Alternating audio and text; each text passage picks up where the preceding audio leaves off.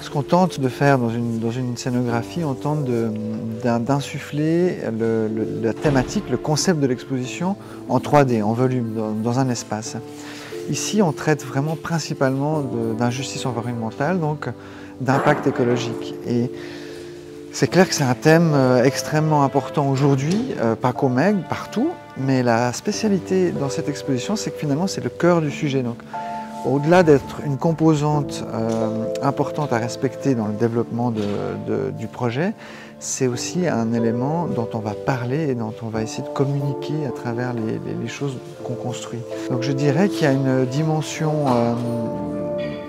qu'on va appeler éco-conception, en tout cas de réflexion sur l'impact environnemental de ce qui se construit ici, spécialement et particulièrement poussée pour cette exposition et au MEG.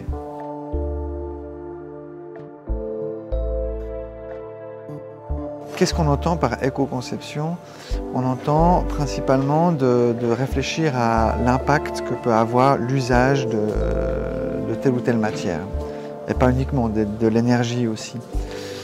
Et c'est quelque chose d'assez particulier et d'assez difficile à mesurer parce qu'on a plein d'alternatives, plein de possibilités, on ne sait pas forcément laquelle pourrait être la meilleure. Ce qu'on essaie un maximum, c'est de proposer des solutions et d'essayer de tendre vers la meilleure des options.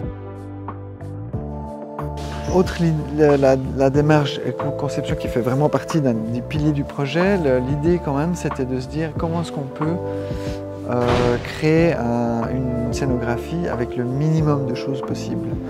Donc là on s'est vraiment inspiré par exemple du film Dogville qui est un décor de théâtre où on suggère les choses, donc on met rien au sol, on essaie d'avoir le moins de construction possible pour se retrouver avec une ambiance presque un petit peu de backstage, de décor de théâtre. Ce qu'on voit là, pour une exposition de cette taille-là, il y a beaucoup moins de matière qu'on a l'habitude d'avoir. En fait. Peut-être qu'on l'imagine aussi au plafond, là où il y a toutes ces structures tubulaires ici.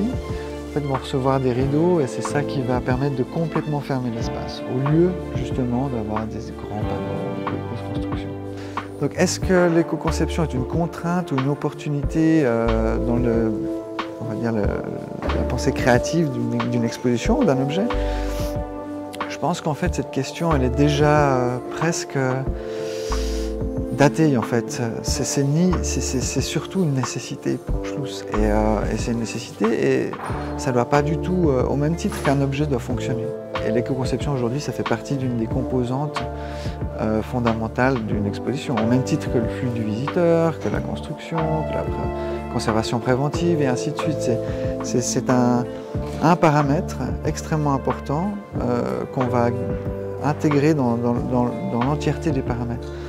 Donc je dirais que ça correspond assez bien finalement à mon métier d'art appliqué. On a des contraintes et on joue avec ces contraintes. Et comme dans tous les cas, on essaie plutôt d'en faire quelque chose de le transformer en opportunité. Voilà. Donc je vous souhaite une bonne journée et puis je me réjouis de vous voir dans cette exposition.